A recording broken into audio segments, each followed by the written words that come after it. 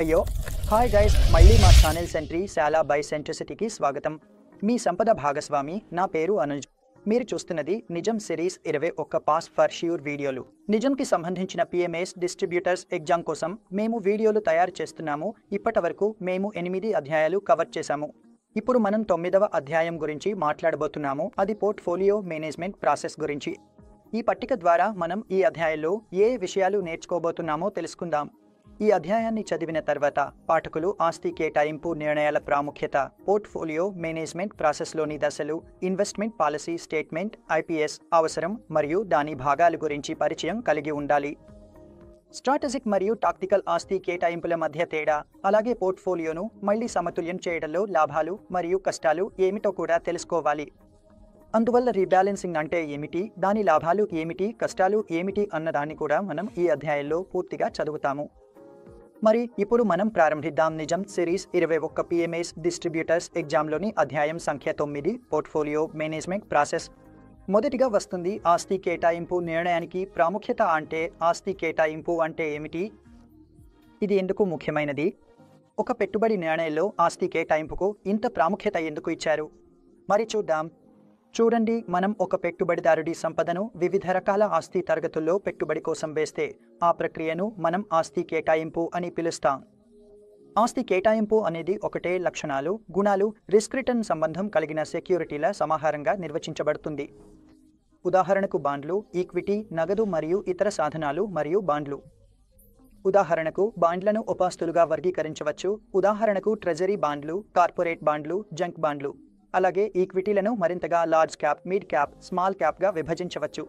అందువల్ల మనం ఎప్పుడైనా పెట్టుబడి చేయాలనుకున్నప్పుడు లేదా పెట్టుబడి చేయించాలనుకున్నప్పుడు ఏ క్లయింట్ అయినా, ఏ ఇన్వెస్టర్ అయినా వారి సంపదను మేము వేర్వేరు ఆస్తి తరగతుల్లో పంపిణీ చేస్తాము. ఆ ఆస్తి తరగతి ఏదైనా కావచ్చు. అది ఈక్విటీ కావచ్చు, డెట్ కావచ్చు, కమోడిటీ కావచ్చు, కరెన్సీ కావచ్చు. ఈక్విటీలో అది మరింతగా large cap, mid cap, small క్యాప్లుగా విభజించవచ్చు. బాండ్స్ అంటే ఫిక్స్డ్ ఇన్కమ్లో అది బాండ్స్లో ఇన్వెస్ట్ చేయవచ్చు. కార్పొరేట్ బాండ్ తీసుకోవచ్చు, క్రెడిట్ రిస్క్లోకి వెళ్ళవచ్చు. ట్రెజరీ బాండ్ తీసుకోవచ్చు, జంక్ బాండ్లో పెట్టుబడి పెట్టవచ్చు. వీటిని యీల్డింగ్ బాండ్స్ అంటారు. గోల్డ్ కమోడిటీలో, బులియన్లో పెట్టుబడి పెట్టవచ్చు. అందులో గోల్డ్ వస్తుంది, అలాగే మీ గోల్డ్, సిల్వర్ కూడా వస్తాయి.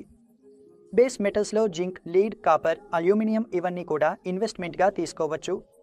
అందువల్ల మనం ఈ అన్ని ఆస్తుల్లో అతని సంపదను పెట్టుబడి ప్రయోజనాల కోసం పంపిణీ చేసినప్పుడు దీనిని మనం ఆస్తి కేటాయింపు నిర్ణయం, అసెట్ అలొకేషన్ డిసిజన్ అంటాం. మనము అర్థం చేసుకోవాలి ఆస్తి కేటాయింపు నిర్ణయం, ఇన్వెస్ట్మెంట్ డిసిషన్ తీసుకునేటప్పుడు ఎందుకు అంత ముఖ్యమైందో. సాధారణంగా దీర్ఘకాలంలో అన్ని ఆస్తి తరగతులు, అసెట్ క్లాసెస్ ఒకేసారి మంచి రిటర్న్స్ ఇస్తాయన్నది జరగదు. కొన్ని సమయాల్లో ఈక్విటీ ఎక్కువగా పెర్ఫార్మ్ చేస్తుంటాయి.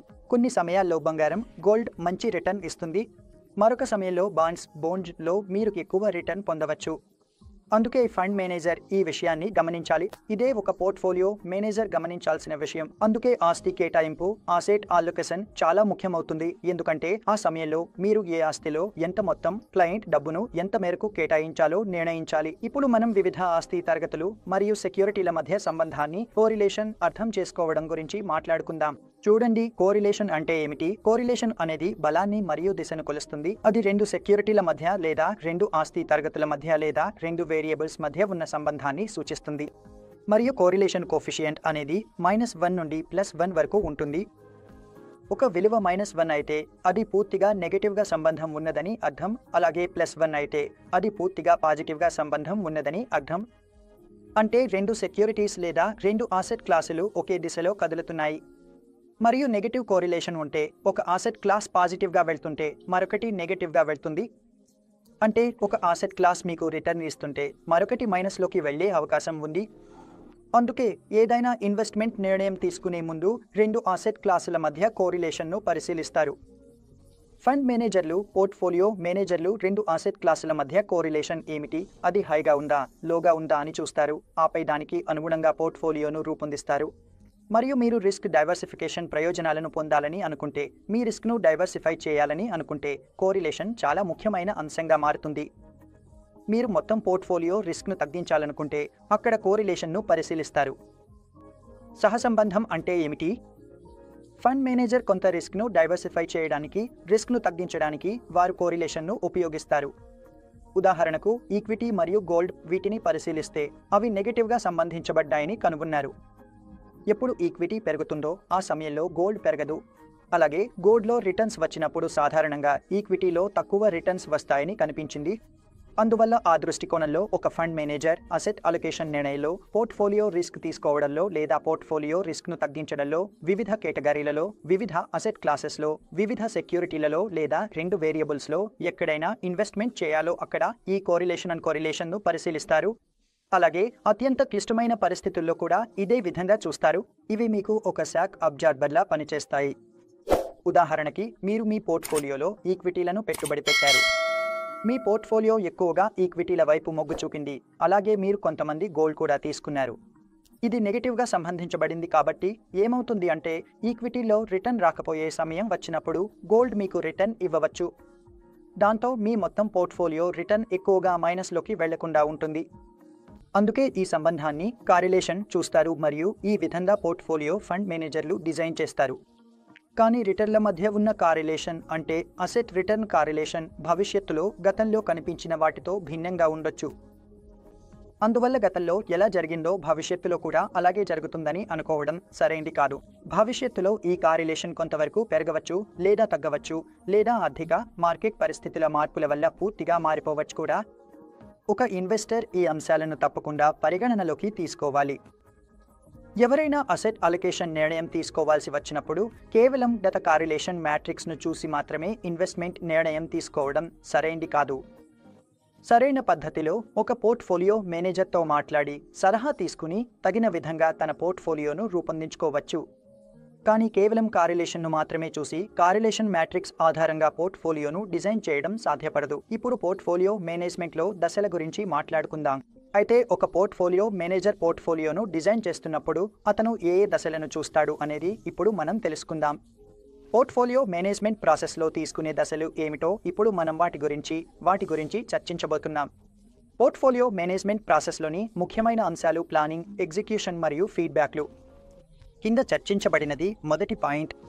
అయితే మొదటి పాయింట్ ఏమిటంటే పోర్ట్ఫోలియో మేనేజ్మెంట్లో ఇది పోర్ట్ఫోలియో కోసం పాలసీ స్టేట్మెంట్ అభివృద్ధి. మొదటిగా మీరు పోర్ట్ఫోలియోలో పాలసీ స్టేట్మెంట్ తయారు చేయాలి. దీన్ని ఒక రకంగా చెప్పాలంటే ఇది మీ రోడ్ మ్యాప్ లాంటిది. ఇది ఇన్వెస్టర్ యొక్క రిస్క్ అపెటైట్ను తెలియజేస్తుంది. అలాగే ఇన్వెస్టర్ యొక్క ఇన్వెస్ట్మెంట్ ఆబ్జెక్టివ్లు, లక్ష్యాలు, ఇన్వెస్ట్మెంట్ పరిమితులు ఏమిటో కూడా ఇది మీకు తెలియజేస్తుంది. అయితే ఇన్వెస్ట్మెంట్ పాలసీ స్టేట్మెంట్ అంటే ఏమిటి? ఒక రకంగా చెప్పాలంటే అక్కడ మీరు ఇన్వెస్టర్ యొక్క రిస్క్ కూడా తెలుసుకున్నారు. ఇన్వెస్టర్ యొక్క ఇన్వెస్ట్మెంట్ ఆబ్జెక్టివ్ ఏమిటో కూడా మీరు తెలుసుకున్నారు. అంటే అతనికి హై గ్రోత్ కావాలి, అతనికి క్యాపిటల్ ఓరియంటెడ్ ఫండ్స్లో పెట్టుబడి పెట్టాలి, అలాగే తన క్యాపిటల్ను రక్షించుకోవాలి, అతను హై గ్రోత్ వైపు వెళ్ళాలి, అతనికి రెగ్యులర్ ఆదాయం కావాలి. అతని లక్ష్యాలు ఏమిటి? షార్ట్ టర్మ్ గోల్స్, మీడియం మరియు లాంగ్ టర్మ్ గోల్స్. అలాగే ఇన్వెస్ట్మెంట్ పరిమితులు ఏమిటి? ఎక్కడైనా అతనికి ఇలాంటి పరిమితి ఉందా? అక్కడ అతను ఇన్వెస్ట్మెంట్ చేయలేడు లేదా ఎలాంటి లిక్విడిటీ పరిమితి వస్తుందా? ఈ రకమైన పరిమితులను మనం తర్వాతి అధ్యాయంలో చదువుతాము. కాబట్టి ఇది పోర్ట్ఫోలియో మేనేజ్మెంట్ ప్రాసెస్లో మొదటి దశ. ఇప్పుడు రెండవ దశను చూద్దాం. రెండవ దశలో ప్రస్తుత ఆర్థిక పరిస్థితిని అధ్యయనం చేయడం మరియు భవిష్యత్తు ధోరణులను అంచనా వేయడం ఉంటుంది. ఇది అత్యంత ముఖ్యమైన దశ. ఇందులో మనం ఒక పెట్టుబడిదారుని ప్రస్తుత ఆర్థిక పరిస్థితి ఎలా ఉందో చూస్తాము. అతను ఆర్థికంగా స్థిరంగా ఉన్నాడా? అతని వద్ద ఎక్కువ అప్పు ఉందా? అతని ఆదాయం స్థిరంగా ఉందా? భవిష్యత్తులో అతని అంచనాలు, భవిష్యత్తు నగదు ప్రవాహాలు ఎలా ఉంటాయో చూస్తారు. భవిష్యత్తులో అతని ఆర్థిక పరిస్థితులు మెరుగవుతాయా లేదా అతని ఆర్థిక పరిస్థితి మరింత దిగజారుతుందా అన్నదాన్ని చూస్తారు. కాబట్టి ఈ దశను బట్టి ఒక పోర్ట్ఫోలియో మేనేజర్కు లేదా పోర్ట్ఫోలియో మేనేజ్మెంట్ ప్రక్రియలో ఇది చాలా ముఖ్యమైన దశ. రెండవ దశలో ఈ అన్ని విషయాలను దృష్టిలో ఉంచుకుని మాత్రమే అతను ముందుకు సాగుతాడు. ఇప్పుడు మనం చూసాం, పోర్ట్ఫోలియో స్టేట్మెంట్ తయారు చేశాం, దాని ఆర్థిక పరిస్థితిని కూడా పరిశీలించాం. మూడవ దశగా పోర్ట్ఫోలియో నిర్మాణం వస్తుంది. పాలసీ స్టేట్మెంట్ మరియు ఫైనాన్షియల్ మార్కెట్ ఫోర్కాస్ట్ను పరిగణనలోకి తీసుకున్న తర్వాత మనం పాలసీ స్టేట్మెంట్ను పరిశీలించాం. అలాగే ఫైనాన్షియల్ మార్కెట్లపై కూడా ఫోర్కాస్ట్ చేశాం. అంటే ఏ ఫ్యాక్టర్లను పరిగణనలోకి తీసుకోవాలో తయారైన ఇన్వెస్ట్మెంట్ పాలసీ స్టేట్మెంట్, ఇన్వెస్టర్ యొక్క రిస్క్ ఆకలి, అలాగే ఇన్వెస్టర్ లక్ష్యాలు, ఇవన్నీ అనుసరించి ఫైనాన్షియల్ మార్కెట్ల ఫోర్కాస్ట్ ఉంటుంది. అవి రెండు ఈ విధంగా సరిపోతున్నాయా?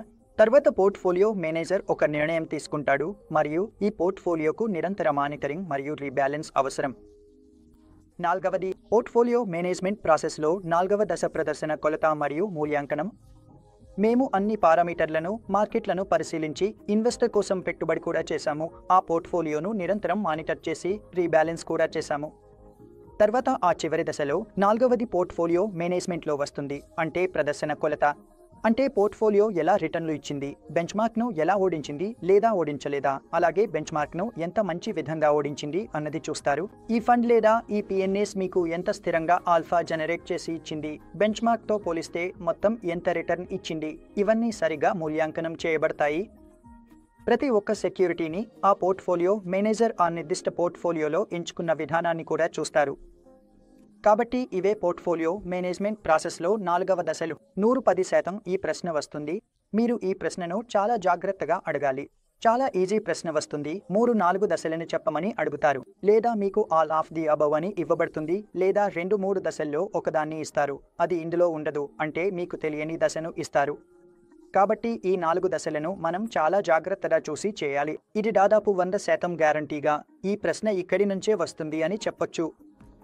ఇప్పుడు మనం పోర్ట్ఫోలియో మేనేజ్మెంట్ ప్రాసెస్లో దశలను అర్థం చేసుకుంటున్నప్పుడు మనం మొదటగా పాలసీ స్టేట్మెంట్ తయారు చేయాలని తెలుసుకున్నాం. అదే మొదటి దశ. పోర్ట్ఫోలియో మేనేజ్మెంట్ ప్రాసెస్లో మొదటి దశ ఇదే, పాలసీ స్టేట్మెంట్ అభివృద్ధి. ఇప్పుడు మనం నిజంగా ఇన్వెస్ట్మెంట్ పాలసీ స్టేట్మెంట్ అంటే ఏమిటో చూద్దాం. మరి ఐపీఎస్ అభివృద్ధిని అర్థం చేసుకుందాం. ఐపీఎస్ను వివరంగా చూస్తే పోర్ట్ఫోలియో మేనేజ్మెంట్ ప్రాసెస్లో ఐపీఎస్ అభివృద్ధి చాలా కీలకమైన దశగా పరిగణించబడుతుంది. ఎప్పుడైనా మనం పోర్ట్ఫోలియో మేనేజ్మెంట్ గురించి మాట్లాడితే ఒక ఫండ్ మేనేజర్ పోర్ట్ఫోలియోను రూపొందిస్తాడు. ఏ క్లయింట్కైనా ఏ ఇన్వెస్టర్కైనా మొదటగా అతను ఐపీఎస్ను అభివృద్ధి చేస్తాడు. అందుకే ఇది చాలా మొదటి దశలో ఉంటుంది. ఐపీఎస్ కూడా చాలా ముఖ్యమైన దశ, ఎందుకంటే ఇది ఒక విధంగా మీ రోడ్ మ్యాప్ను నిర్ణయిస్తుంది. ఇది మీకు రోడ్ మ్యాప్ను చూపిస్తుంది, అంటే ఇన్వెస్ట్మెంట్ ప్రాసెస్ ఎలా ఉండాలి అనేది తెలియజేస్తుంది. ఒక ఫండ్లో ఉన్న ఇన్వెస్టర్కు రిస్క్ అపెటైట్ ఎంత ఉంది, అతను కన్జర్వేటివ్ ఇన్వెస్టర్ లేదా చాలా అగ్రెసివ్ ఇన్వెస్టర్ లేక బ్యాలెన్స్డ్ వాడా, అతని ఇన్వెస్ట్మెంట్ ఆబ్జెక్టివ్లు ఏమిటి, గోల్స్, కన్స్ట్రెయింట్స్, రిఫరెన్స్లు మరియు అతను తీసుకోవడానికి సిద్ధంగా ఉన్న రిస్క్ కూడా ఇక్కడే వస్తుంది.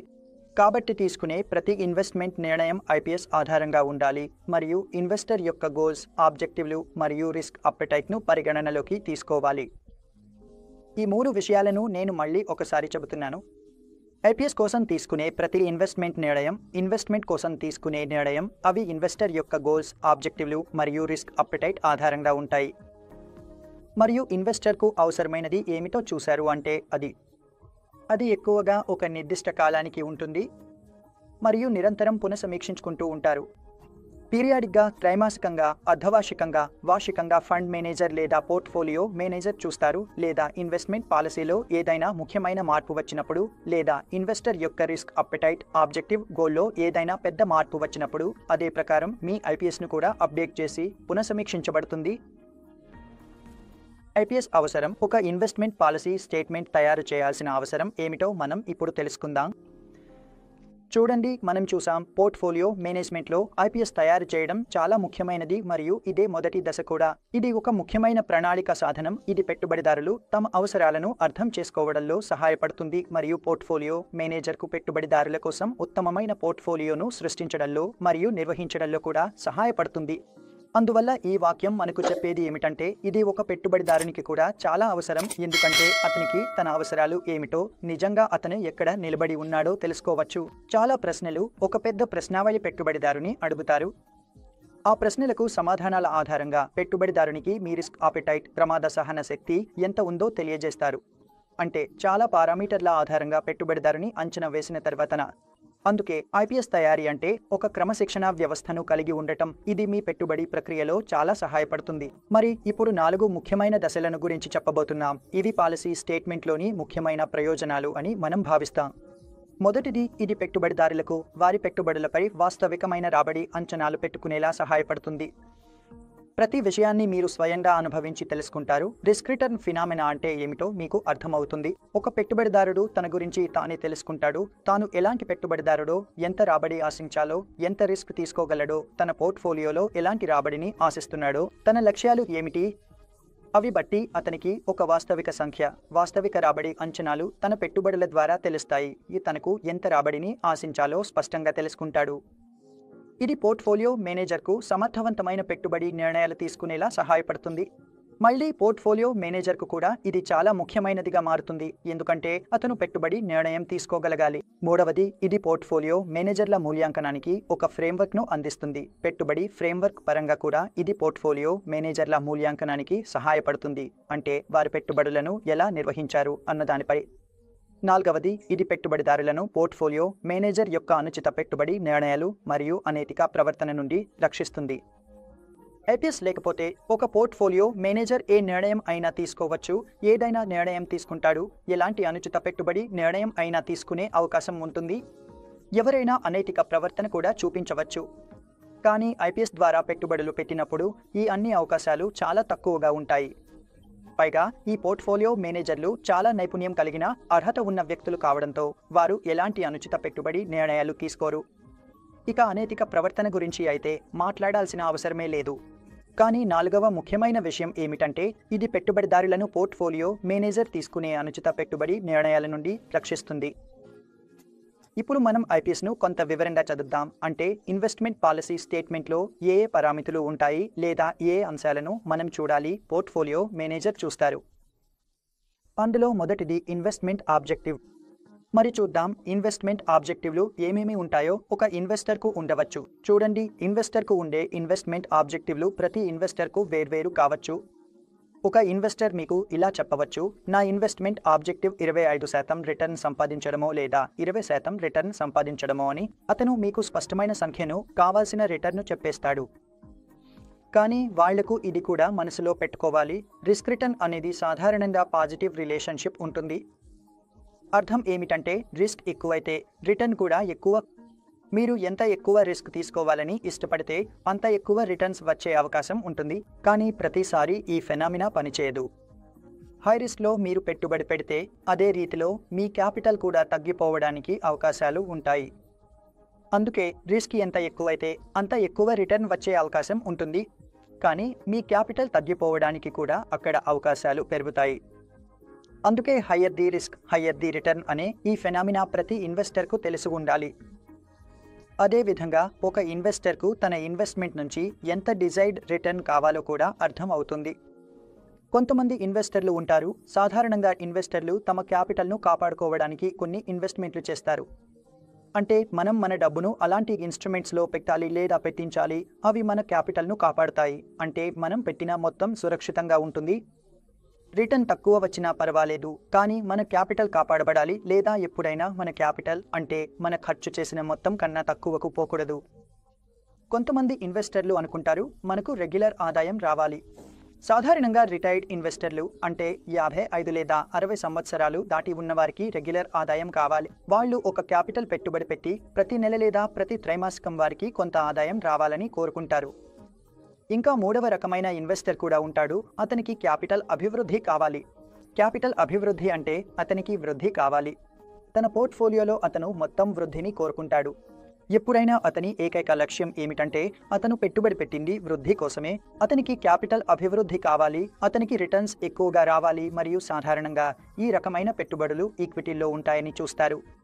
అంటే మీరు ఈక్విటీలో పెట్టుబడి పెట్టవచ్చు. అలాగే ఈక్విటీలో కూడా మీరు అనేక మార్కెట్ క్యాప్స్లో పెట్టుబడి పెట్టవచ్చు.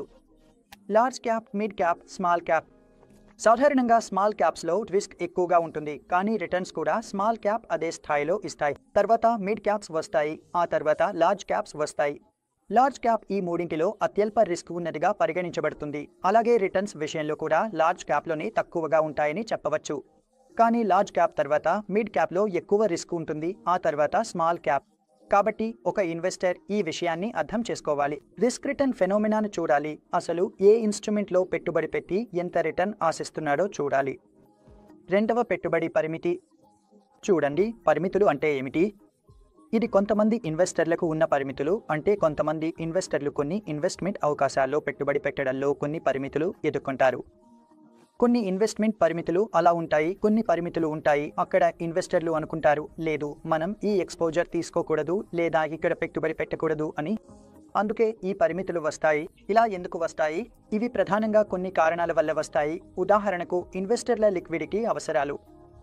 ఇప్పుడు కొంతమందికి డబ్బు కావాలి, 1 సంవత్సరం, సంవత్సరంన్నర, 2 సంవత్సరాల్లో డబ్బు కావాలి అంటే ఇది ఒక పరిమితిగా మారుతుంది. అందువల్ల మనం ఈక్విటీలో పెట్టుబడి పెట్టలేము, ఎందుకంటే ఈక్విటీలో మనకు కొంత ఎక్కువ కాలం దృష్టి అవసరం. ఈ విధంగా డబ్బు అవసరం అయితే మీరు ఈక్విటీలో పెట్టుబడి పెట్టలేరు. టైం హోరైజన్, ఇతర అవసరాలు, అభిరుచులు. ఇది నియంత్రణ సంబంధిత పెట్టుబడి పరిమితి కాకపోయినా పెట్టుబడి పరిమితి కావచ్చు. ఉదాహరణకు ఈక్విటీలో పెట్టుబడి పెట్టాలనుకోవడం కాకుండా టైం హోరైజన్ కావచ్చు లేదా అభిరుచులు ఉండవచ్చు. ఉదాహరణకు నేను ఈక్విటీలో పెట్టుబడి పెట్టాలనుకోవడం లేదు, బంగారంలో పెట్టుబడి పెట్టాలనుకుంటున్నాను లేదా బాండ్లు కొనాలనుకోవడం లేదు, REITs లో పెట్టుబడి పెట్టాలనుకోవడం లేదు. కాబట్టి అతని పెట్టుబడి పరిమితి ఏదైనా కావచ్చు. ఇది నియంత్రణ సంబంధిత కాకపోయినా పరిమితులు. ఇప్పుడు మనం నియంత్రణ పరిమితులపైకి వస్తాం.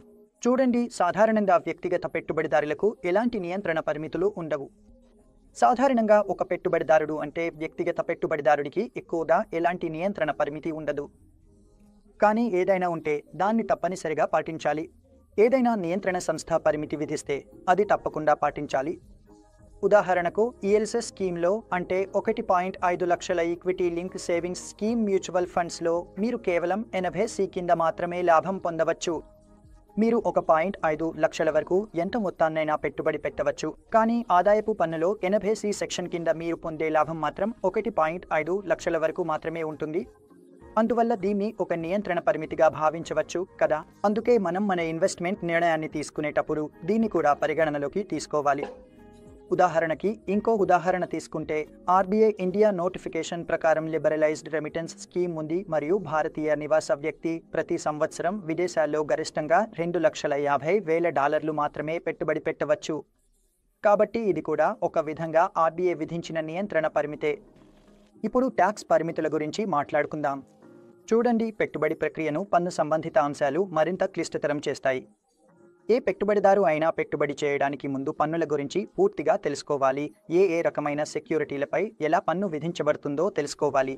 కాబట్టి ట్యాక్స్ పోర్ట్ఫోలియో నిర్వహణలో చాలా ముఖ్యమైన పాత్ర పోషిస్తుంది మరియు పెట్టుబడి నిర్ణయాలను కూడా ప్రభావితం చేస్తుంది. కొన్ని పెట్టుబడులు లేదా వేర్వేరు రకాల పెట్టుబడులు, వేర్వేరు రకాల ఆదాయాలు ఉంటాయి. వాటిపై పన్ను విధానం కూడా వేర్వేరుగా ఉంటుంది. ఉదాహరణకి మీకు డివిడెండ్ ద్వారా ఆదాయం వచ్చింది, మీకు వడ్డీ ఆదాయం వచ్చింది, అద్దె ఆదాయం వచ్చింది, అలాగే క్యాపిటల్ అప్రిసియేషన్ జరిగింది. వీటన్నింటికీ పన్ను విధానం సాధారణంగా వేర్వేరుగా ఉంటుంది. అదేవిధంగా ఒకే రకమైన రిటర్న్కి కూడా వేర్వేరు పన్ను బాధ్యతలు ఉంటాయి. మీరు ఏ పన్ను బ్రాకెట్లో ఉన్నారన్న దానిపై ఆధారపడి ఉంటుంది. కాబట్టి రిసిపియంట్ ఏ పన్ను బ్రాకెట్లో ఉన్నాడో కొన్ని రిటర్న్స్, కొన్ని పెట్టుబడుల ప్రకారం మీకు పన్ను విధించబడుతుంది. ఆ కొన్ని పెట్టుబడుల పన్ను బాధ్యత నేరుగా పెట్టుబడిదారుడి పన్ను బ్రాకెట్లో కలిపేస్తారు. అందువల్ల పెట్టుబడిదారులకు పన్నుల గురించి ఒక బేసిక్ అవగాహన ఉండాలి. ఇదిలో చాలా ముఖ్యమైన భాగం. సెక్టార్లు, సంస్థలు మరియు ఇతర పెట్టుబడి తరగతులపై ఎక్స్పోజర్ పరిమితి. ఇది మనం అర్థం చేసుకుందాం. ACBI PMS నిబంధనలు 2020 ప్రకారం పోర్ట్ఫోలియో మేనేజర్ మరియు పెట్టుబడిదారుల మధ్య ఒప్పందంలో పెట్టుబడి విధానం ఉండాలి. అందువల్ల ACBI నిబంధనల ప్రకారం పోర్ట్ఫోలియో మేనేజర్ మరియు పెట్టుబడిదారుడి మధ్య జరిగే ఏ ఒప్పందమైన పెట్టుబడి విధానాన్ని తప్పనిసరిగా కలిగి ఉండాలి. పెట్టుబడి విధానం ఏమిటి? మనం అర్థం చేసుకుందాం. ఇన్వెస్ట్మెంట్ అప్రమోచ్ అనేది ఒక విధంగా మీ పెట్టుబడి యొక్క విస్తృత అవుట్లే. అంటే మీరు పోర్ట్ఫోలియోలో ఎలాంటి సెక్యూరిటీలను మరియు అనుమతించబడిన ఇన్స్ట్రుమెంట్లను తీసుకున్నారో లేదా పెట్టుబడి పెట్టారో వాటి గురించి. పెట్టుబడిదారుల కోసం పోర్ట్ఫోలియో మేనేజర్ ద్వారా మీ పోర్ట్ఫోలియో మేనేజర్ అనుమతించబడిన సెక్యూరిటీల్లో, ఇన్స్ట్రుమెంట్లలో పెట్టుబడి పెట్టిన ప్రతి రూపాయి కూడా ఒక ఇన్వెస్టర్ కోసం ఆ ఇన్వెస్టర్ యొక్క ఇన్వెస్ట్మెంట్ అప్రమోచ్లోకి వస్తుంది. అలాగే ఇందులో ఎలాంటి ఇన్స్ట్రుమెంట్లు ఉన్నాయో కూడా పూర్తిగా చేర్చబడుతుంది.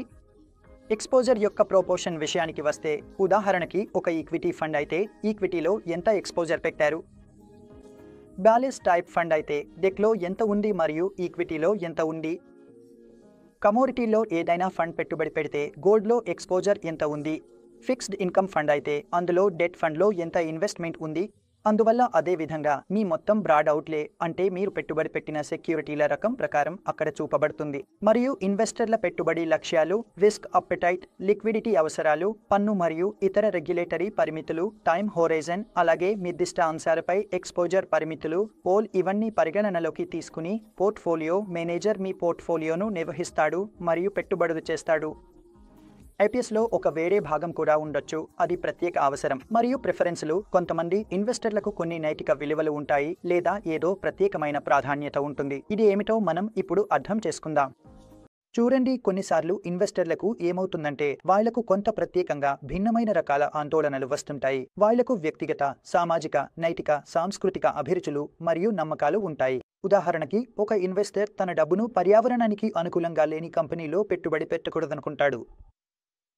కాబట్టి ప్రత్యేకమైన అవసరాలు మరియు ప్రాధాన్యతల కిందకు వచ్చే ఏదైనా పెట్టుబడి కూడా లో భాగంగా ఉండాలి మరియు అదే విషయాన్ని లో స్పష్టంగా పేర్కొనాలి. ఐపీఎస్లో భాగంగా ఉండాలి మరియు స్పష్టమైన వివరణ కూడా ఐపీఎస్లో ఉండాలి. ఇప్పుడు వస్తుంది ఇన్వెస్టర్ అవసరాలు మరియు అవసరాల అంచనా. అంటే ఒక ఇన్వెస్టర్ తన వివిధ లక్ష్యాలు మరియు ఉద్దేశాలను చేరుకోవడానికి పెట్టుబడి పెడతాడు. అందువల్ల అతని పెట్టుబడి లక్ష్యం ఏదైనా, పెట్టుబడి నిర్ణయాలు ఏవైనా, ఆర్థిక లక్ష్యాలు ఏవైనా వాటిని దృష్టిలో ఉంచుకుని, లేదా అతని షార్ట్ టర్మ్ లక్ష్యాలు, మీడియం టర్మ్ లక్ష్యాలు, లాంగ్ టర్మ్ లక్ష్యాలు ఏవైనా, అదే విధంగా అతని పోర్ట్ఫోలియోలో సెక్యూరిటీలను తీసుకుంటారు మరియు అదే విధంగా అతని పోర్ట్ఫోలియోను డిజైన్ చేస్తారు. ఇప్పుడు స్క్రీన్పై టేబుల్ ద్వారా మీకు ఎలా పెర్ఫార్మెన్స్ గోల్ షీట్ తయారవుతుందో తెలుస్తుంది. ఇక్కడ గోల్ వస్తుంది, తర్వాత ప్రాధాన్యత వస్తుంది, టైం పీరియడ్ వస్తుంది, అవసరమైన మొత్తం వస్తుంది.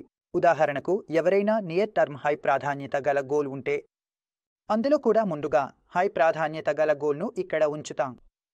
ఆ గోల్కు ఎంత టైం పీరియడ్ అవసరం, ఎంత మొత్తం కావాలి అనేది ఇక్కడ నమోదు చేస్తాం. సాధారణంగా ఇలాంటి ఇన్వెస్ట్మెంట్స్ను మనం క్యాష్ మరియు ఫిక్స్డ్ ఇన్కమ్ ఇన్స్ట్రుమెంట్స్లో పెడతాం. వీటి మెచ్యూరిటీ గోల్ డేట్తో సరిపోతుంది. అందువల్ల ఆ ఇన్వెస్ట్మెంట్ను మనం లాంగ్ టర్మ్ కోసం పెట్టాల్సిన అవసరం లేదు లేదా పెట్టకూడదు కూడా.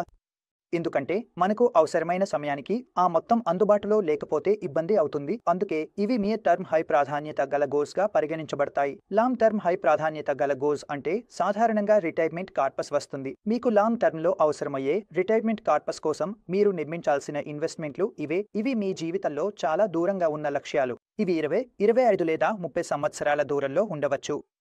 ఇవి ఎక్కువగా క్యాపిటల్ హై గ్రోత్ ఓరియంటెడ్ సెక్యూరిటీస్లో, ఉదాహరణకు ఈక్విటీలో పెట్టుబడి చేయాలి. ఆ విధంగా మీకు ఈ పెర్ఫార్మెన్స్ షీట్ తయారవుతుంది. దాని తర్వాత వస్తుంది ఇన్వెస్టర్ యొక్క ఫైనాన్షియల్ పొజిషన్ను విశ్లేషించడం. మనం దీని గురించి కూడా మాట్లాడుకున్నాం.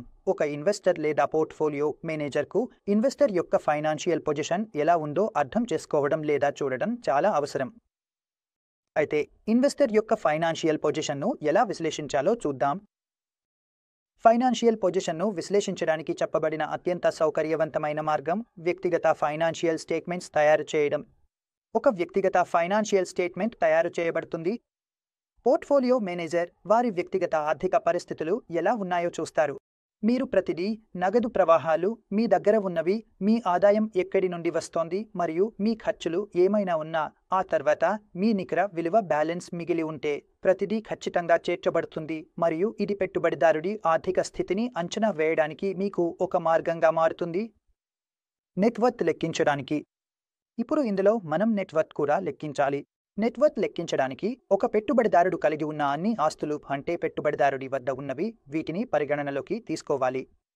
ఉదాహరణకి ఇల్లు, కారు లేదా స్టాక్స్లో పెట్టుబడులు, బాండ్స్లో పెట్టుబడులు, మ్యూచువల్ ఫండ్స్, అలాగే సేవింగ్స్ అకౌంట్స్లో ఉన్న నగదు, బ్యాంక్ విలువ, ఆభరణాలు, ఇవి అన్నీ కూడా వస్తాయి. ఇవన్నీ కలిపి మార్కెట్ విలువ లేదా క్లయింట్ యొక్క నెట్వర్త్ అంచనా వేయడంలో పరిగణనలోకి తీసుకుంటాం. ఆ తర్వాత ఉన్న అన్ని లయబిలిటీస్ను, బాధ్యతలను వీటిలో నుంచి మైనస్ చేస్తాం. అందువల్ల అన్ని లయబిలిటీస్ను ఈ ఆస్తుల నుండి మైనస్ చేయాలి. అందుకు తర్వాత ఈ రెండు మధ్య తేడా వచ్చినప్పుడు దాన్ని నెట్వర్త్ అంటారు. ఒక ఇన్వెస్టర్కు పాజిటివ్ నెట్వర్త్ ఉంటేనే మేము అతని ఆర్థిక స్థితి స్థిరంగా ఉందని చూస్తాము. అలాగే అది ఎంత పాజిటివ్గా ఉందో కూడా మనం చూడాలి. మరియు నెట్వర్త్ను కనీసం సంవత్సరానికి ఒకసారి పీరియాడిక్గా లెక్కించాలి అని సూచించబడింది. కనీసం సంవత్సరానికి ఒకసారి. మీరు ప్రతి సంవత్సరం మీ నెట్వర్త్ను లెక్కించాల్సి ఉంటుంది మరియు తదుపరి దశలో వ్యక్తి ప్రస్తుత ఆదాయం ఖర్చులను మించిందా లేదా ఎంత మొత్తంలో మించిందో లెక్కించాలి. అంటే ప్రస్తుత ఆదాయం ఖర్చులను మించుతోందా, మించడం లేదా ఎంత మొత్తంలో మించుతోందో తెలుసుకోవాలి. ఇది ప్రతిసారి పెట్టుబడి కోసం అందుబాటులో ఉండే మొత్తం. అయితే అతని ఖర్చులు ఎక్కువగా ఉంటే పెట్టుబడి కోసం ఏమీ మిగలదు. కానీ అతని ఆదాయం ఎక్కువగా ఉంది, ఖర్చులు తక్కువగా ఉన్నాయి అంటే ఈ మొత్తం పెట్టుబడి కోసం ఉపయోగించదగిన మొత్తం. అందుకే ఆ ప్రకారం మనం అతని పోర్ట్ఫోలియోను డిజైన్ చేయవచ్చు. పెట్టుబడి ప్రక్రియలో పెట్టుబడిదారుడి మానసిక స్వభావ విశ్లేషణ కూడా చాలా ముఖ్యమైనది, చాలా ప్రాముఖ్యత కలిగి ఉంటుంది. పెట్టుబడిదారుల రిస్క్ ప్రొఫైలింగ్ విషయంలో వారి ప్రవర్తన, వ్యక్తిత్వ లక్షణాలు, స్వభావం చాలా ముఖ్యమైనవి. చూడండి, మనుషుల్లో భావోద్వేగాలు ఉంటాయి మరియు ఒక విధంగా ఆర్థిక సాధనాలను కొనుగోలు చేసినప్పుడు వారు ఆ భావోద్వేగాలతో కూడా అనుసంధానమవుతారు. ఇప్పుడు మనం చూడాల్సింది ఏమిటంటే, ఒక పెట్టుబడిదారు ఎలా ప్రవర్తిస్తాడు అన్నది. అతనికి కోరుకున్న రాబడి రాకపోతే అతను ఎలా స్పందిస్తాడు? అతను కొనుగోలు చేసిన సెక్యూరిటీల విలువ తగ్గిపోవచ్చు. కాబట్టి ఈ సైకోగ్రాఫిక్ విశ్లేషణ కూడా ఒక పెట్టుబడిదారుని గురించి చాలా అవసరం. అలాగే ఇది అంచనా వేయడానికి మనం వివిధ రకాల వ్యక్తిత్వ లక్షణాలను, పెట్టుబడిదారుల స్వభావాలను పరిశీలించాలి. పెట్టుబడిదారుల కొంతమంది వ్యక్తిత్వాలను వివరించారు. అంటే ఎలాంటి రకాల పెట్టుబడిదారులు ఉండొచ్చు. చూడండి, 5 రకాల వ్యక్తిత్వాలు ఏవో తెలుసుకుందాం. మరి ఈ పట్టిక ద్వారా కూడా మనం ఏ రకాల పెట్టుబడిదారులు ఉండొచ్చో అర్థం చేసుకుందాం. ఉదాహరణకు అడ్వెంచరర్, సెలబ్రిటీ, ఇండివిజువలిస్ట్ మరియు గార్డియన్. మరి ఇప్పుడు ముందుగా అడ్వెంచరర్ ఎవరు అనేది తెలుసుకుందాం.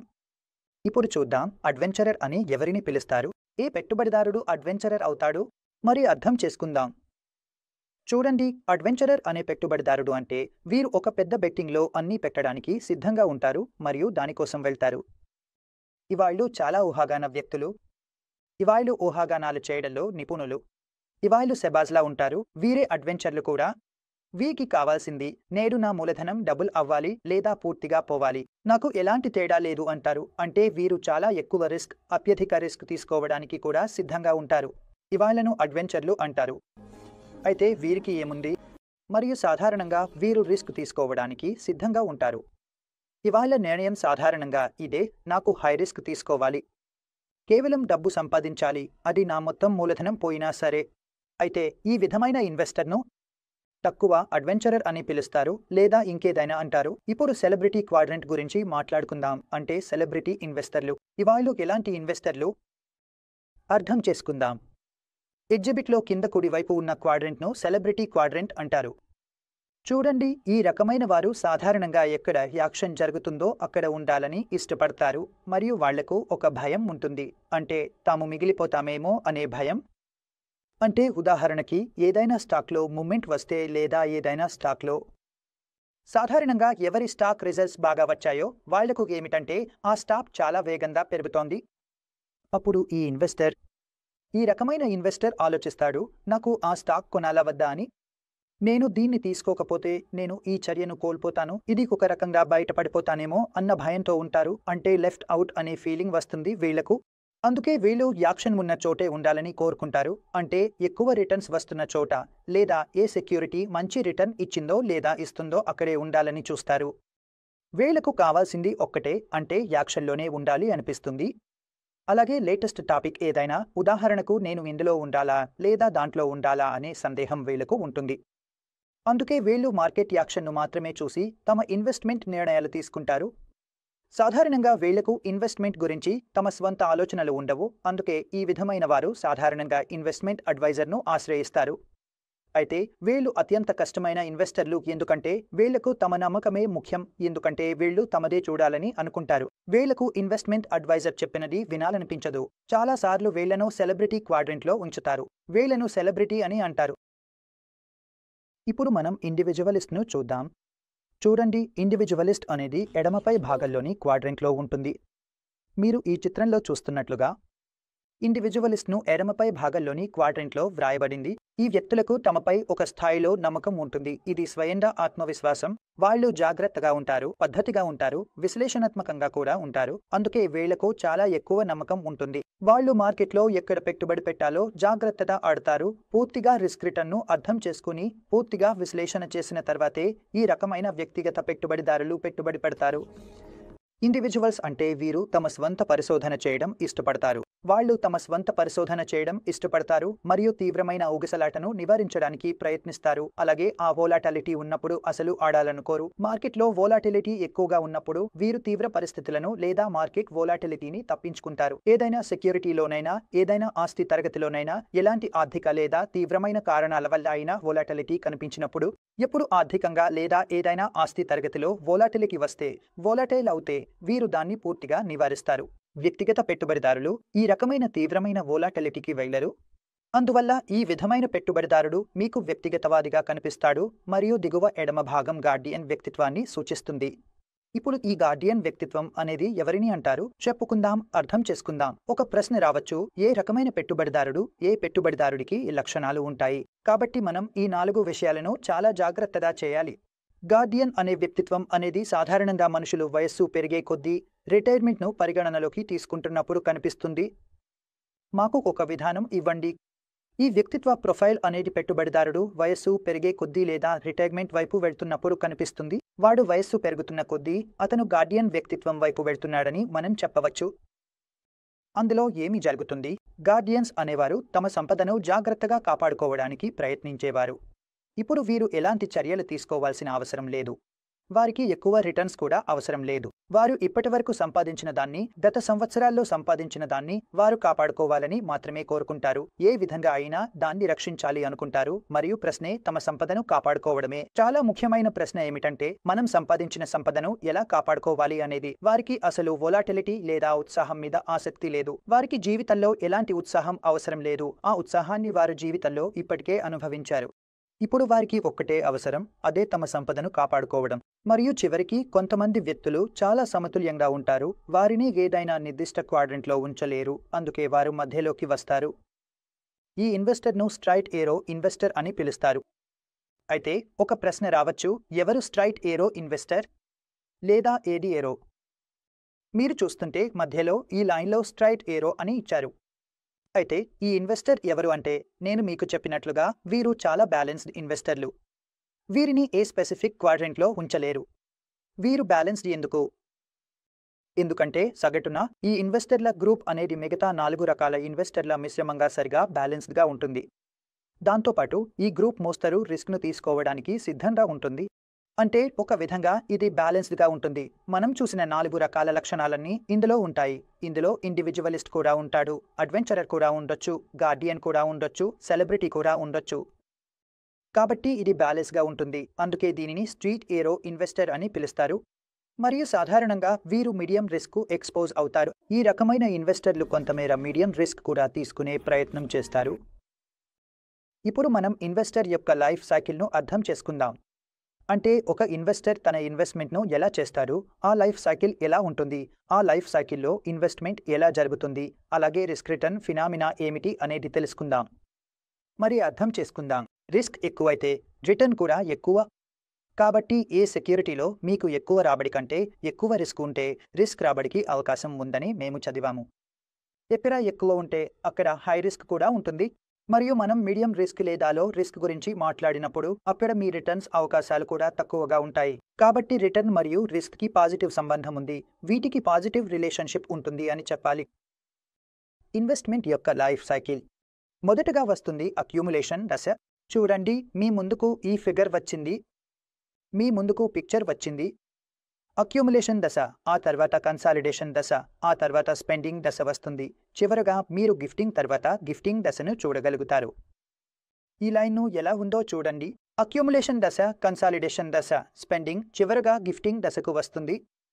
ఈ 4 దశలను మనము ఇన్వెస్ట్మెంట్ లైఫ్ సైకిల్లో చదువుతాము. ఈ ప్రశ్నపై 10% మార్కులు రావచ్చు. ఖచ్చితంగా వస్తుంది. మీరు ఈ విషయాన్ని చాలా బాగా గమనించాలి. జాగ్రత్తగా చూడండి. రిస్క్ మరియు రిటర్న్ గురించి మనం చదివాము. ఇప్పుడు మనం ఇన్వెస్ట్మెంట్ లైఫ్ సైకిల్కి వస్తాము. మొదటిగా ఇన్వెస్టర్ లేదా ఇన్వెస్ట్మెంట్ లైఫ్ సైకిల్లో అక్యూములేషన్ దశ ఎలా పనిచేస్తుంది? ఒక ఇన్వెస్టర్కు అక్యూములేషన్ దశ అంటే ఏమిటి? ఇందులో నిజంగా ఏమి జరుగుతుంది? మనం ఇప్పుడు అర్థం చేసుకుందాం. ఈ దశలో నెట్వర్త్ సాధారణంగా లయబలిటీలతో పోలిస్తే తక్కువగా ఉంటుంది. ఈ అక్యూములేషన్ దశలో మన నెట్వర్త్ చాలా తక్కువగా ఉంటుంది. ఎందుకంటే మన ఖర్చులు ఎక్కువగా ఉంటాయి. చాలా ఖర్చులు ఉండవచ్చు. ఆస్తులు మైనస్ లయబిలిటీస్ అంటే అదే మీ నెట్వర్త్ అవుతుంది. కాబట్టి నా దగ్గర ఉన్న ఆస్తులు ఎంతైతే ఉంటే అంతే.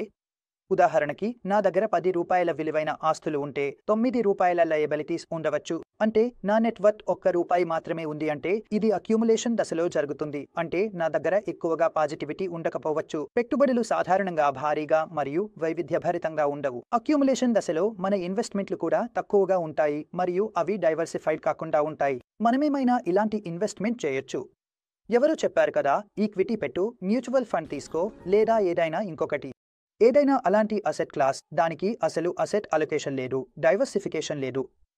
కేవలం ఇన్వెస్ట్మెంట్ చేసేసాం అంటే ఇక్కడ గోల్స్ రావచ్చు.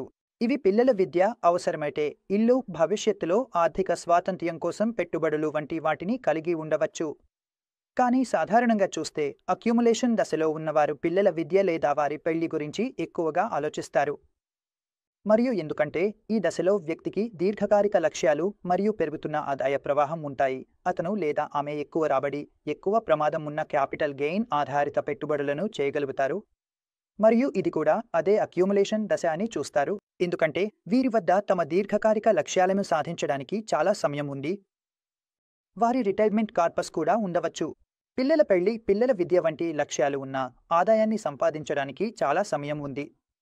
అందుకే ఆ దృష్టితో ఎక్కువ రాబడి, ఎక్కువ ప్రమాదం ఉన్న పెట్టుబడులను కూడా తీసుకోవచ్చు. ఎక్కువ రాబడి ఇచ్చే ఉత్పత్తుల్లో పెట్టుబడి పెట్టవచ్చు. ఉదాహరణకు స్మాల్ క్యాప్స్లో ఎక్కువగా పెట్టుబడి పెట్టవచ్చు, ఈక్విటీల్లో పెట్టుబడి పెట్టవచ్చు. అదేవిధంగా ఎక్కువ ప్రమాదం ఉన్న క్యాపిటల్ గెయిన్ లక్ష్యంతో పెట్టుబడులు పెట్టవచ్చు. ఇది అక్యూములేషన్ దశలో భాగం. ఇప్పుడు కన్సాలిడేషన్ దశను అర్థం చేసుకుందాం. కన్సాలిడేషన్ దశ అంటే ఏది? కన్సాలిడేషన్ దశ అంటే సాధారణంగా మిడ్ టు లేటర్ కెరీర్ దశలోకి మీరు ప్రవేశిస్తారు. జీవిత చక్రంలో ఇది మీ ఆదాయం ఖర్చులను మించిపోతుంది అని చెప్పబడుతుంది. ఇక్కడ అక్యుములేషన్ దశ అంటే చాలా కొత్త ఇన్వెస్టర్ ఉన్నాడు. అతను 25 నుంచి 28, 29, 30 సంవత్సరాల వయస్సులో ఉండవచ్చు. ఇక్కడ కన్సాలిడేషన్ దశలో ఏముంది? ఇది మూడవ దశ, అంటే మీ మిడ్ కెరీర్ దశ. మీకు ఇప్పటికే 5-10 సంవత్సరాల అనుభవం వచ్చేసింది. ఇప్పుడు మీ ఆదాయం పెరిగింది. ఇక్కడ మీ ఆదాయం ఖర్చులను మించిపోతుంది. అంటే మీ ఖర్చులు తక్కువగా ఉన్నాయి, ఆదాయం ఎక్కువగా ఉంది. కాబట్టి ఫలితంగా ఈ దశలో మీ పెట్టుబడి పోర్ట్ఫోలియోను సమీకరించడమే ప్రధాన లక్షణం. ఇక్కడ మీ పెట్టుబడి పోర్ట్ఫోలియోను కన్సాలిడేట్ చేయాల్సిన సమయం వచ్చేసింది. మరియు ఈ సమయంలో రిటైర్మెంట్కు సమయం ఇంకా చాలానే ఉంది. ఇంకా మీరు కేవలం 35 లేదా 40 ఏళ్ల వయసులో ఉన్నారు. కాబట్టి మీకు ఇంకా 15 నుంచి 20-25 సంవత్సరాలు రిటైర్మెంట్కు మిగిలి ఉన్నాయి. అందువల్ల ఇక్కడ పెట్టుబడిదారులు కొంత మూలధన పరిరక్షణను కోరుతూ అధిక మూలధన లాభాల పెట్టుబడులను కొంత తక్కువ రిస్క్ ఉన్న ఆస్తులతో సమతుల్యం చేయడం ప్రారంభిస్తారు. అందువల్ల మీరు ఇక్కడ కొంత ఎక్కువ మూలధన లాభాల పెట్టుబడులు చేయవచ్చు, కానీ అవి సమతుల్యంగా ఉండాలి. కొంత తక్కువ రిస్క్ ఉన్న ఆస్తులు కూడా ఉండాలి. అందుకే ఇక్కడ ఆస్తి కేటాయింపు, అసెట్ అలొకేషన్ మీకు ఉపయోగపడుతుంది. ఇప్పుడు మనం ఖర్చు దశ, స్పెండింగ్ ఫేజ్ గురించి మాట్లాడుకుందాం. ఇది ఆ దశ మీరు జీవన ఖర్చులను సంపాదించిన ఆదాయంతో కాకుండా మీరు కూడబెట్టిన ఆస్తులతో, అంటే పెట్టుబడులు లేదా రిటైర్మెంట్ కార్పస్ వంటి వాటితో కవర్ చేయాల్సి ఉంటుంది. ఇప్పుడు ఖర్చు దశ వచ్చేసింది. మీరు జీవితాంతం సంపాదించిన దాన్ని, పెట్టుబడులు చేసిన దాన్ని, వాటి ద్వారా వచ్చిన రిటర్న్స్ను ఉపయోగించి మీకు ఒక రకమైన ఆదాయం వస్తుంది. అదే ద్వారా మీ జీవన ఖర్చులు కవర్ అవుతాయి. అంటే ఇక్కడ మీకు ఎలాంటి ఆదాయం రావడం లేదు. మీరు మీ అక్యుములేషన్ మరియు కన్సాలిడేషన్ దశల్లో సంపాదించిన దాన్ని లేదా పెట్టుబడులు పెట్టిన దాన్ని, వాటి ద్వారా వచ్చే ఆదాయమే ఇప్పుడు మీ జీవన ఖర్చులకు ఉపయోగపడుతుంది. ఈ దశలో పెట్టుబడులపై భారీ ఆధారపడటం మరియు తిరిగి పని చేయడానికి అవకాశాలు తక్కువగా ఉండటం వల్ల ఇప్పుడు దృష్టి పెట్టుబడి పోర్ట్ఫోలియోలో స్థిరత్వంపై ఉంటుంది. ఇక్కడ మనం గమనించాల్సింది ఏమిటంటే మనం పూర్తిగా పెట్టుబడులపై ఆధారపడాల్సి ఉంటుంది మరియు ఇకపై మళ్లీ పని చేయడానికి వెళ్లే అవకాశం లేదు. కాబట్టి పెట్టుబడి పోర్ట్ఫోలియోలో స్థిరత్వం ఉండాలి. ఇక్కడ సాధారణంగా ప్రజలు ఏ రకాల పెట్టుబడులు చేస్తారు? చూడండి, మనకు ఎక్కువ డివిడెండ్ వస్తున్న చోట, కొంత వడ్డీ ఆదాయం వస్తున్న చోట, అద్దె ఆదాయం వస్తున్న చోట, ఇలా మనకు రెగ్యులర్ ఆదాయం వచ్చేలా కొన్ని ఇన్వెస్ట్మెంట్ ఇన్స్ట్రుమెంట్స్లో డబ్బు పెట్టాలి. అందుకే మనం ఎలాంటి హై గ్రోత్ ఓరియంటెడ్ స్కీమ్స్లో డబ్బు పెట్టకూడదు. ఈక్విటీలో ఎక్కువ ఎక్స్పోజర్ ఉండదు, ఎందుకంటే ఇక్కడ మనకు డివిడెండ్, వడ్డీ ఆదాయం, రెగ్యులర్ ఆదాయం, అద్దె ఆదాయం వంటి ఆదాయాలు కావాలి. ఇన్వెస్టర్ల టైం హోరైజన్ ఇంకా 15 లేదా 20 సంవత్సరాలు ఉండొచ్చు. కాబట్టి పోర్ట్ఫోలియోలోని కొంత ఇన్వెస్ట్మెంట్ వృద్ధి మరియు ద్రవ్యోల్బణం సామర్థ్యాన్ని కొనసాగించాలి. ఇంకా మీ ఇన్వెస్టర్కి 15 నుంచి 20 సంవత్సరాలు సమయం ఉంది. కాబట్టి ఇక్కడ మీరు కొంతమంది ఈక్విటీల్లో ఇన్వెస్ట్మెంట్ చేయవచ్చు. కనీసం 15 నుంచి 20% పోర్ట్ఫోలియో మళ్లీ ఈక్విటీల్లో ఉండాలి, ఎందుకంటే ఖర్చు దశలో మరియు ద్రవ్యోల్బణ సామర్థ్యాన్ని పొందినప్పుడు మొత్తం పోర్ట్ఫోలియో రిటర్న్ మీది పెరుగుతుంది. ఉదాహరణకి మీరు ₹100 నుంచి మీరు ₹75 లేదా ₹80 అలాంటి ఇన్స్ట్రుమెంట్లలో పెట్టవచ్చు. అక్కడ మీకు డివిడెండ్, వడ్డీ లేదా అద్దె ఆదాయం వస్తుంది. అలాగే 20 నుంచి 25% లేదా 15 నుంచి 20-25% రూపాయలను మీరు కొన్ని ఈక్విటీ ఆధారిత స్కీమ్స్లో లేదా హై గ్రోత్ స్కీమ్స్లో పెట్టవచ్చు. ఇవి మీకు ద్రవ్యోల్బణానికి తగిన లేదా దానికంటే ఎక్కువ రాబడిని ఇస్తాయి. అలా చేస్తే మీ మొత్తం పోర్ట్ఫోలియో కూడా పెరిగింది, ప్లస్ మీకు ఈక్విటీలో కూడా ఎక్స్పోజర్ వచ్చింది. అలాగే మీకు ఉన్న సమయం అంటే ఇంకా 15-20 సంవత్సరాల జీవితంలో మిగిలి ఉన్నాయంటే ఆ కాలంలో కూడా మీకు మంచి రాబడి వస్తుంది. దీని తర్వాత వస్తుంది గిఫ్టింగ్ దశ. ఇది ఫైనల్ దశ. ఒక వ్యక్తికి లేదా ఆమెకు తన అవసరాలకు కంటే ఎక్కువ ఆస్తులు ఉన్నాయని తెలుసుకుంటారు. ఇది జీవితంలో చివరి దశ.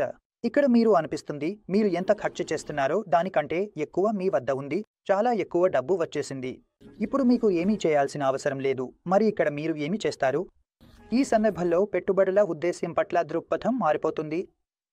మీ దృక్పథం కూడా మారిపోతుంది. ఆ ప్రకారమే మీ లెగసీ, మద్దతు, దాతృత్వ కార్యక్రమాలు లేదా మీరు ఇవ్వాలనుకునే గిఫ్ట్ ఇవన్నీ కూడా మారతాయి.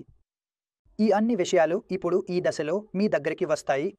ఇవి జీవితంలోని 4 దశలు: సంపాదన, కూడబెట్టడం, సమీకరణ, ఖర్చు చేయడం మరియు బహుమతిగా ఇవ్వడం దశలు. ఇప్పుడు మనం వ్యూహాత్మక మరియు తాత్కాలిక ఆస్తి కేటాయింపు గురించి మాట్లాడుకుందాం. ఆస్తి కేటాయింపు పాఠం ప్రకారం ఒక పోర్ట్ఫోలియో మేనేజర్ 2 విధాలుగా ఆస్తి కేటాయింపును చేస్తాడు. మొదట వ్యూహాత్మక ఆస్తి కేటాయింపు, తర్వాత తాత్కాలిక ఆస్తి కేటాయింపు.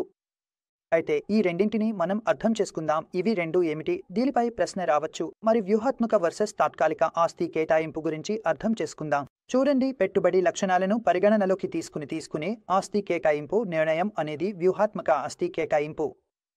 స్ట్రాటజిక్ ఆస్తి కేటాయింపులో ఏ భాగం పరిగణనలోకి తీసుకుంటారు అంటే పెట్టుబడిదారుడి లక్షణాలను దృష్టిలో ఉంచుకుని నిర్ణయించే లక్ష్య విధాన పోర్ట్ఫోలియో. ఉదాహరణకి, దీర్ఘకాలిక ఆస్తి కేటాయింపును ఒక క్లయింట్ కోసం రూపొందించాలి అంటే ఆ క్లయింట్ పెట్టుబడిదారుడి లక్ష్యాలు, ఉద్దేశాలు మరియు చాలా కాలం పాటు ఉన్న అవసరాలను పరిగణనలోకి తీసుకోవాలి. ఇంకా ఈ రోజు నుండి 25 సంవత్సరాల తర్వాత అతనికి రిటైర్మెంట్ కార్పస్ అవసరం.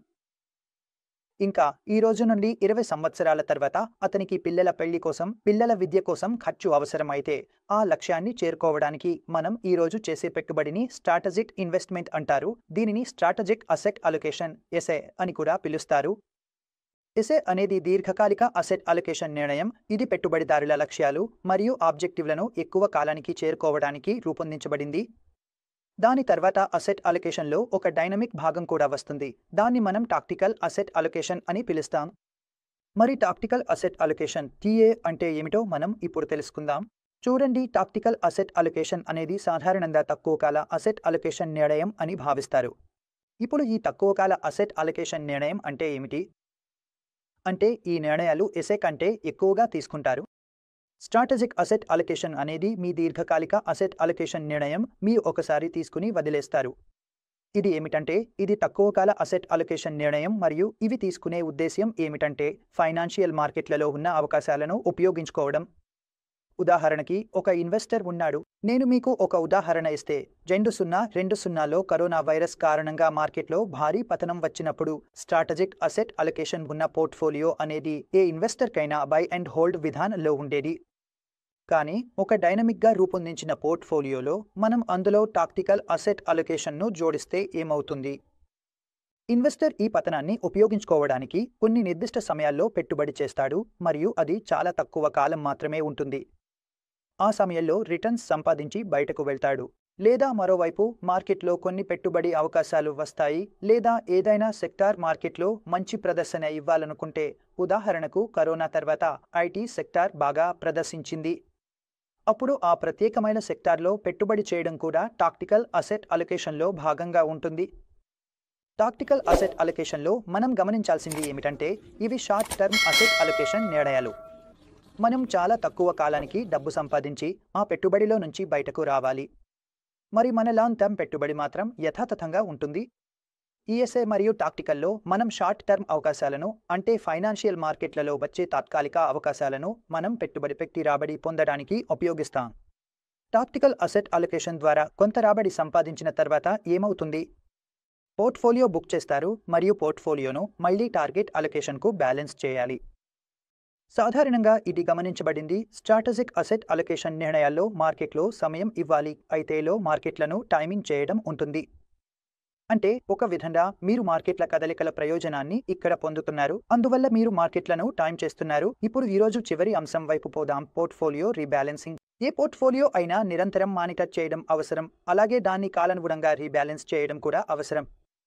ఎప్పుడు త్రైమాసికంగా చేయాలి, అర్ధవార్షికంగా చేయాలి, వార్షికంగా చేయాలి అనేది నిర్ణయించాలి. అది పోర్ట్ఫోలియో మేనేజర్పై ఆధారపడి ఉంటుంది, కానీ చేయడం చాలా అవసరం. అలాగే దీని అవసరం ఎలా వస్తుంది అనేది కూడా తెలుసుకోవాలి. పోర్ట్ఫోలియోలోని హోల్డింగ్స్ ధర మార్పుల వల్ల రీబ్యాలెన్సింగ్ అవసరం వస్తుంది. ఇప్పుడు మీరు తీసుకున్న అన్ని పోర్ట్ఫోలియోలు, మీరు కొనుగోలు చేసిన అన్ని సెక్యూరిటీల ధరల్లో మార్పు వచ్చినప్పుడు అప్పుడు మీకు ఇందులో అవసరం వస్తుంది. ఉదాహరణకి మీ పోర్ట్ఫోలియో 50% ఈక్విటీ, 50% డెట్లో ఉంది అనుకోండి. తర్వాతి సంవత్సరం మీ ఈక్విటీ పోర్ట్ఫోలియో 50 నుంచి 60% పెరిగింది అంటే అందులో మీ పోర్ట్ఫోలియో విలువ ఎక్కువగా పెరిగింది. అందువల్ల మళ్ళీ అక్కడ మీరు రీబ్యాలెన్సింగ్ చేయాలంటే ఈక్విటీ నుంచి కొంత లాభాన్ని బుక్ చేయాలి. ఈ విధంగా మీరు బ్యాలెన్సింగ్ చేయాలి మరియు పోర్ట్ఫోలియోలను కూడా రీబ్యాలెన్సింగ్ చేయాల్సి ఉంటుంది. ఎందుకంటే ఇన్వెస్టర్ల లక్ష్యాలు, ఆబ్జెక్టివ్లు, రిస్క్ టాలరెన్స్ మారుతుంటాయి. తర్వాతి సంవత్సరంలో ఫండ్లో ఇన్వెస్టర్ యొక్క రిస్క్ అప్పెటైట్ కొంత మారవచ్చు, అతని లక్ష్యాలు మారవచ్చు, లేదా కొత్త లక్ష్యం ఏదైనా జోడించవచ్చు. అప్పుడు ఆ రిస్క్ టాలరెన్స్ను దృష్టిలో ఉంచుకుని కూడా రీబ్యాలెన్సింగ్ చేయాల్సిన అవసరం వస్తుంది. కాబట్టి ఫ్రెండ్స్, ఈ చాప్టర్ నుంచి ఇదే అంతా. ఇప్పుడు ఈ చాప్టర్లోని కొన్ని ప్రశ్నలను చూద్దాం. ప్రశ్న నంబర్ 1, ఇన్వెస్ట్మెంట్ ప్రాసెస్లో మొదటి దశ ఏమిటి? మనం చాలా క్లియర్గా చదివాం. మొదటి దశ ఏది? Objective statement, investment policy statement, financial statement లేదా statement of cash flows. IPS అంటే ఇన్వెస్ట్మెంట్ పాలసీ స్టేట్మెంట్. ఇది ఇన్వెస్ట్మెంట్ ప్రాసెస్లో మొదటి దశ, అంటే ఐపీఎస్ తయారీ. అయితే ఇన్వెస్ట్మెంట్ ప్రాసెస్లో మొదటి దశ ఏమిటి? ఐపీఎస్ కింది వాటిలో ఏది ఇన్వెస్ట్మెంట్ ఆబ్జెక్టివ్గా పరిగణించబడుతుంది? ఇప్పుడు ఇన్వెస్ట్మెంట్ ఆబ్జెక్టివ్లు ఏవేవి ఉండవచ్చు? Capital preservation, capital appreciation, current income, పైవన్నీ.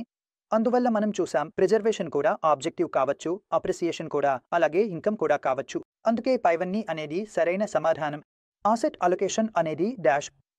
మొదటిగా నిధులను వేర్వేరు ఆసెట్ క్లాసులుగా విభజించే ప్రక్రియ. రాబడుల వేరియబిలిటీపై ఆందోళన, వివిధ ఆసెట్లతో సంబంధమైన రిస్క్పై ఆందోళన, లేదా ఎక్కువ రాబడుల మధ్య సంబంధంపై ఆందోళన.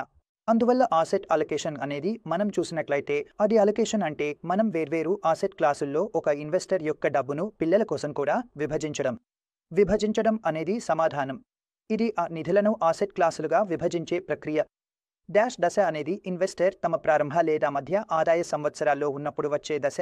సమీప భవిష్యత్ అవసరాలను తీర్చడానికి ఆసెట్లను కూడబెట్టే ప్రయత్నం. ఉదాహరణకు పిల్లలవి, ఎడ్యుకేషన్, డౌన్ పేమెంట్ మరియు ఇంట్లో ఉండే అవసరాలకు అప్పుడు క్యూమిలేషన్ దశ వస్తుంది. ఖర్చు చేయడం, బహుమతులు ఇవ్వడం లేదా కన్సాలిడేషన్. కాబట్టి సమాధానం క్యూమిలేషన్ దశ. క్యూమిలేషన్ దశ అనేది ఇన్వెస్టర్ తన ప్రారంభం నుండి మధ్య ఆదాయ దశలో ఉన్నప్పుడు.